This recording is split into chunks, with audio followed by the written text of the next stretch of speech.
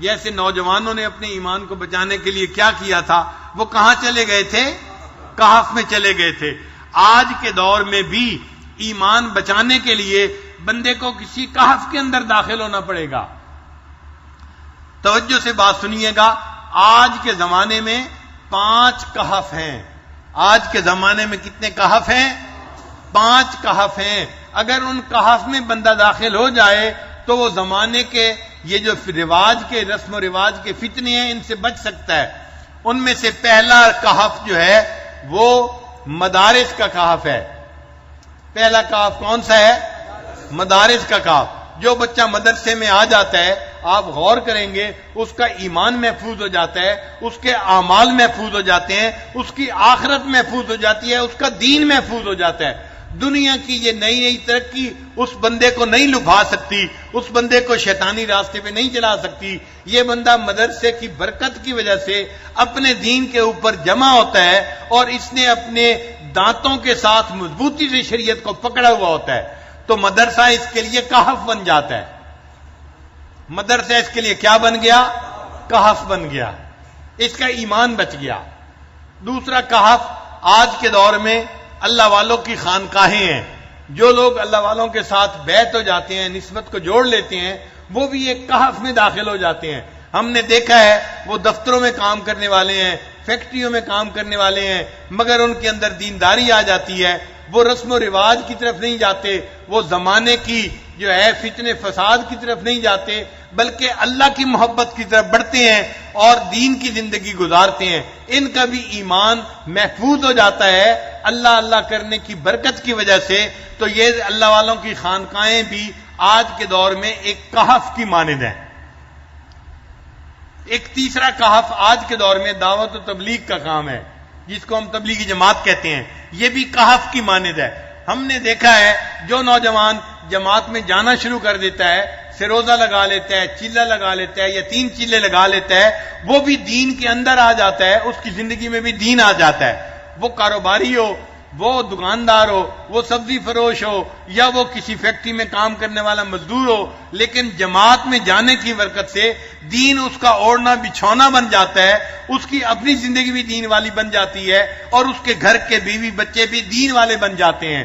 تو اس بندے کا دین بھی گویا تبلیغ میں آنے کی وجہ سے محفوظ ہو گیا۔ یہ تبلیغ اس کے لیے کیا بن گئی؟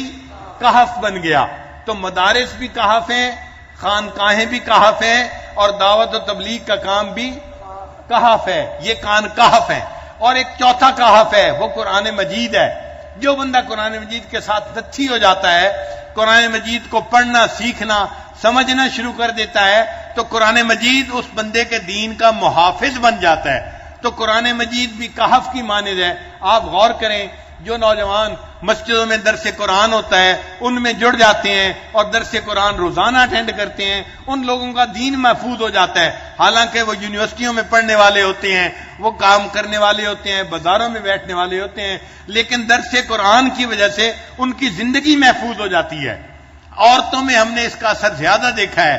آج کے دور میں اگر آپ دیکھیں تو ہمارے ملک میں ہزاروں جگہوں پر درس قرآن، دورہ قرآن کے نام پر مستورات قرآن مجید کا ترجمہ پڑھا رہی ہوتی ہیں، اور بہت ساری آنٹیاں، نوجوان یونیورسٹی کی بچیاں جا رہی ہوتی ہیں اور پورا رمضان وہ درس قرآن سن کر گزارتی ہیں۔ ان عورتوں کا بھی ایمان محفوظ ہو جاتا ہے، دین محفوظ ہو جاتا ہے، قرآن ان کے لیے کہف بن جاتا ہے۔ قرآن نے ان کے ایمان کو بچا لیا زمانے کے فتنوں سے۔ اور 5واں کہف مکہ اور مدینہ ہے۔ جو بندہ آج کے دور میں مکہ اور مدینہ میں پہنچ جاتا ہے وہ بھی دجال کے فتنے سے بچ جاتا ہے۔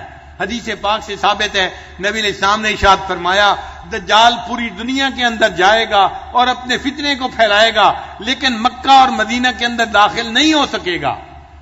تو چونکہ حدیث پاک سے ثابت ہے کہ دجال مکہ اور مدینہ میں داخل نہیں ہو سکے گا، اس لیے مکہ اور مدینہ بھی کہف کی مانند ہو گئے۔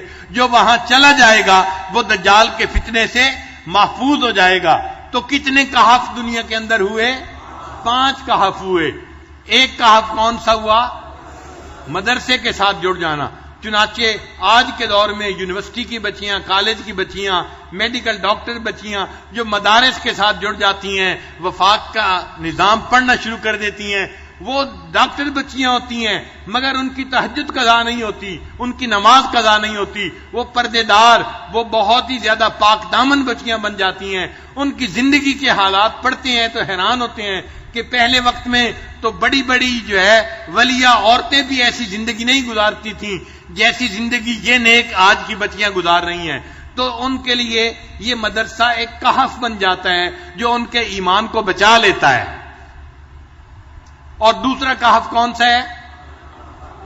خانقاہ، اللہ والوں کی خانقاہیں جہاں بھی ہیں، یہ خانقاہیں بندے کو اللہ سے جوڑتی ہیں، اللہ کے ذکر سے جوڑ دیتی ہیں۔ ایسے لوگ رسم و رواج میں نہیں پڑتے بلکہ انقطاع عن المخلوق حاصل کرتے ہیں اور ترک دنیا کرتے ہیں، اور ذکر کی کثرت کی وجہ سے یہ اللہ کی طرف بھاگتے ہیں، ففروا الی اللہ کا مصداق بن جاتے ہیں، ان کا بھی ایمان محفوظ ہوتا ہے۔ اس لیے یہ خانقاہیں ان کے لیے بھی کہف کی مانند بن جاتی ہیں۔ اور تیسرا کہف کون سا ہوا؟ دعوت و تبلیغ کا کام۔ جو بندہ دعوت و تبلیغ کے ساتھ جڑ جاتا ہے، مقامی گشت کرتا ہے، بیرونی گشت کرتا ہے، سروزہ لگاتا ہے، شب جمعہ میں جانا شروع کر دیتا ہے، ہم اپنی آنکھوں سے دیکھتے ہیں اس بندے کا دین محفوظ ہو جاتا ہے۔ وہ بندہ دیکھنے میں دنیا دار بندہ ہوتا ہے، ایک سبزی فروش ہے یا مزدور ہے یا کام کرنے والا ہے، لیکن دین کی فکر اس کو لگ جاتی ہے، پوری دنیا میں دین آ جائے اس کے دل کا غم بن جاتا ہے، اس کا ایمان محفوظ ہو گیا، یہ دجالی فتنے سے بچ گیا، تو یہ دعوت و تبلیغ اس کے لیے کہف بن گئی۔ جیسے اصحاب کہف کا ایمان بچ گیا تھا، اللہ نے اس نوجوان کا ایمان اس دعوت و تبلیغ کی وجہ سے محفوظ فرما دیا۔ چوتھا کہف کون سا ہے؟ قرآن مجید ہے۔ جو بندہ دنیا کے جس ملک میں بھی ہو، اگر درس قرآن کے ساتھ جڑا ہوا ہے، اگر وہ قرآن مجید کا ترجمہ سیکھ رہا ہے، قرآن مجید کو سمجھ رہا ہے، قرآن مجید کی تعلیمات کے مطابق زندگی گزار رہا ہے، تو قرآن مجید کی برکت ایسی ہے، یہ قیمہ ہے، یہ کتاب انسان کو دین کے اوپر جما دیتی ہے، اس کی برکت سے اللہ اس کے دین کو محفوظ کر لیتے ہیں، لہذا قرآن مجید بھی بندے کے لیے ایک کہف بن جاتا ہے۔ اور پانچواں کہف کون سا ہے؟ مکہ اور مدینہ۔ یہ بھی اللہ نے ایسے شہر بنا دیے جو برکت والے شہر ہیں۔ پیارے حبیب صلی اللہ علیہ وسلم کی پیدائش مکہ مکرمہ میں ہوئی اور آپ صلی اللہ علیہ وسلم کی وفات اور آپ کا آرام مدینہ طیبہ میں ہوا۔ یہ دونوں شہر نبی علیہ السلام کے شہر ہیں اور یہ دونوں کہف ہیں۔ جو وہاں پہنچ جائے گا اللہ تعالیٰ دجال سے اس کی حفاظت فرمائیں گے اور اس بندے کا ایمان محفوظ ہو جائے گا۔ لہذا اب ہم اگر چاہتے ہیں کہ ہمارا ایمان محفوظ ہو تو ہمیں پہلا کام کیا کرنا پڑے گا؟ ہمیں کسی نہ کسی کہف کے ساتھ نتھی ہونا پڑے گا اپنے ایمان کو بچانے کے لیے۔ تو سورہ کہف کے جو 5 واقعات ہیں نا، ہر واقعے میں کوئی نہ کوئی سبق ہے۔ تو اصحاب کہف کے واقعے میں سبق کیا ہے کہ اے بندے، اگر تم اپنا ایمان بچانا چاہتے ہو زمانے کے جو ہے نا حالات سے، اور جو ہر طرف بے حیائی کا ماحول بڑھ رہا ہے اور کفر بے حیائی کو پھیلانے کے لیے کوششیں کر رہا ہے، تو تمہیں اپنے ایمان کو بچانے کے لیے کہف میں سے کسی نہ کسی کہف کے اندر جانا پڑے گا، تب تمہارا ایمان محفوظ ہو جائے گا۔ اور ایک اور بات سن لیجئے کہ میں نے ایک حدیث پاک میں یہ بات پڑھی، میں ابھی آج اس کا ریفرنس تلاش کر رہا تھا۔ اس حدیث پاک میں تھا کہ جب امام مہدی آئیں گے تو امام مہدی کے جو انصار ہوں گے یہ کہف میں رہنے والے لوگ ہوں گے۔ امام مہدی کے جو انصار ہوں گے، انصار سے کیا مراد؟ ان کے جو مددگار ہوں گے، تو ان کے مددگار کون لوگ ہوں گے؟ جو اس وقت کے اصحاب کہف ہوں گے وہ ان کے مددگار ہوں گے۔